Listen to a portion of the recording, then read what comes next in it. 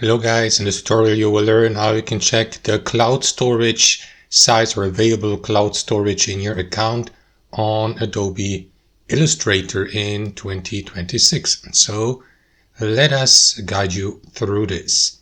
So guys, let me launch Adobe Illustrator, and what you need to do is return to the home section here on Adobe Illustrator by clicking into this button in the top left.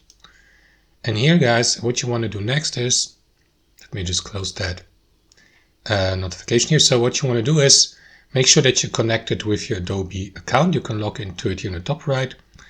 And what you want to do next is check the status in the bottom left, connected. If that's the case, click into it and you will see the cloud storage and how much space is being used.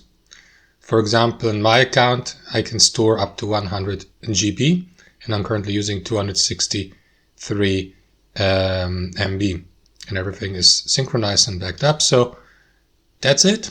That's how I do it, guys. Thanks for watching, and I'll see you next time.